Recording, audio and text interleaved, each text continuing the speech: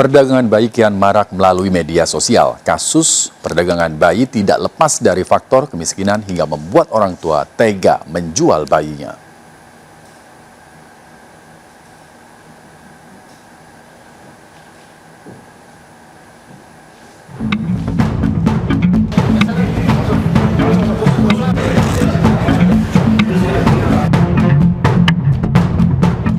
Kasus perdagangan bayi menjadi ironi tersendiri.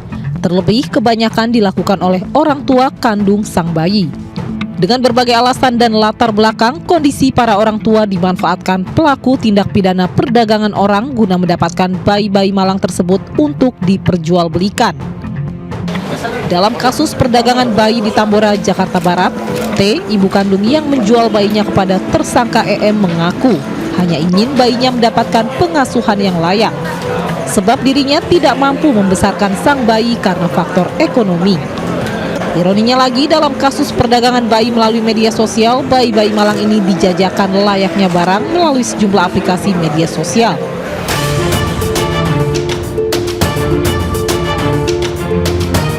Bahkan dalam kasus Tambora, bayi sudah ditawar sejak masih dalam kandungan. Kalau ibu korban sendiri beralasan dia tidak menjual bayi, Mbak. Dia hanya ingin bayinya ini bisa diasuh atau dirawat oleh orang, karena yang bersangkutan ibu T ini sendiri merasa dia tidak mampu secara ekonomi untuk merawat si anaknya ini, bayi ini. Apalagi katanya suaminya tinggalnya di Jawa, sudah pisah namun belum cerai, Mbak.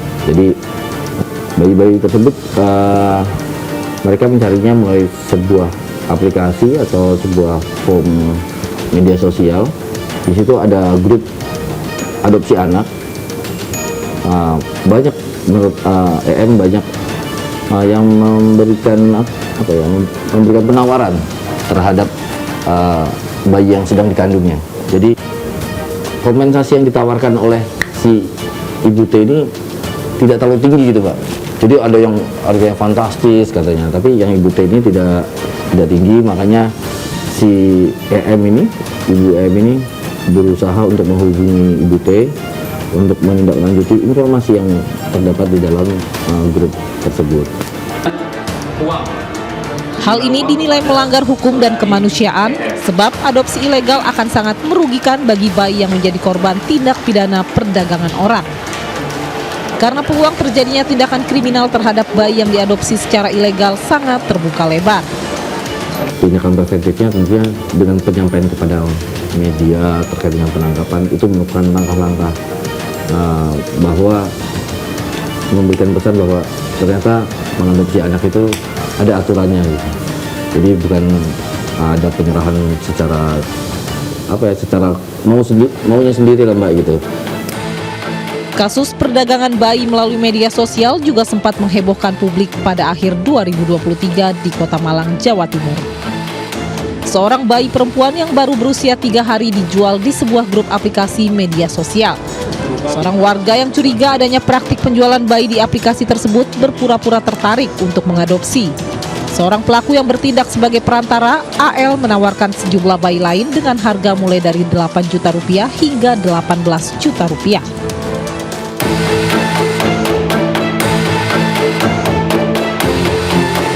Ditawarkan beberapa bayi yang siap untuk diadopsi sambil mengirimkan foto dari para bayi tersebut.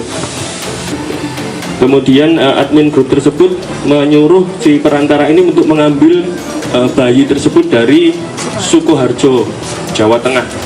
Si perantara tersebut mengambil bayi tersebut ke Sukoharjo kepada orang tuanya atas nama AG dan MF.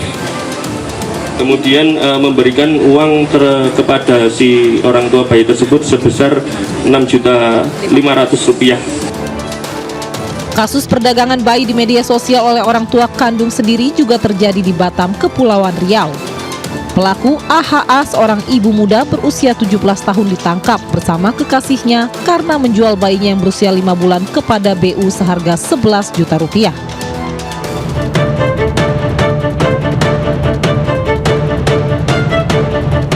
Oleh BU, bayi tersebut kemudian dijual kembali kepada IS seharga 15,5 juta rupiah. Sementara Nur Hayati yang mengadopsi bayi tersebut membayar 20,5 juta rupiah kepada ES. Perdagangan bayi tersebut dilakukan melalui aplikasi media sosial.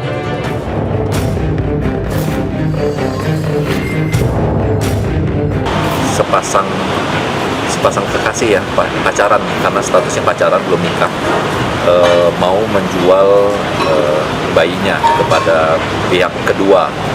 Nah, pihak kedua ini yang sekarang sudah kita amankan juga itu menjual lagi kepada orang inisial ES. Terakhir memang kita telusuri, kita dapat itu untuk korban bayi, dalam hal ini bayi yang dijual itu mau diadopsi sama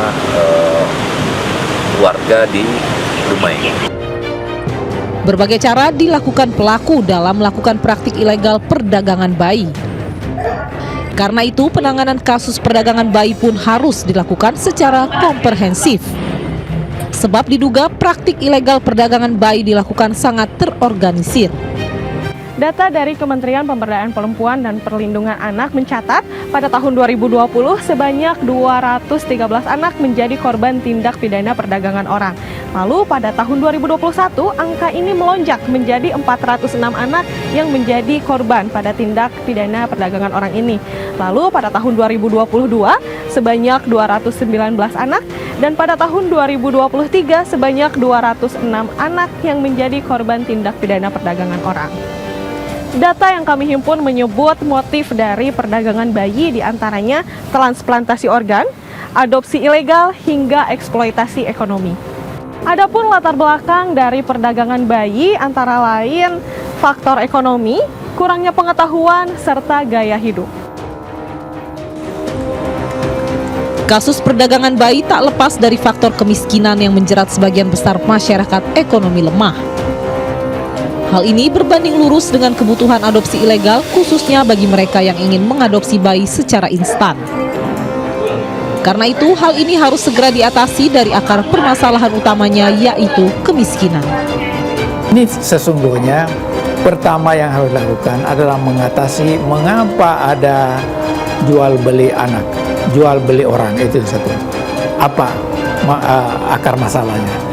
Kedua, juga itu yang memainkan peran menjual itu, katakanlah brokernya, perantara itu juga harus diatasi. Kolaborasi semua dengan pemerintah daerah, kemudian orang-orang yang termarginalisasi itu, yang kemudian melakukan segala cara untuk bertahan, kemudian masyarakat luas itu harus bersama-sama. Kalau itu kita lakukan, maka saya yakin persoalan apapun tidak ada yang tidak bisa diatasi. Perdagangan bayi merupakan kejahatan kemanusiaan serius karena telah merendahkan derajat manusia di mana manusia seolah diperlakukan seperti barang yang diperjualbelikan. Aturan adopsi yang ketat diperlukan guna menjamin bayi mendapatkan haknya dan tidak menjadi korban tindak kejahatan.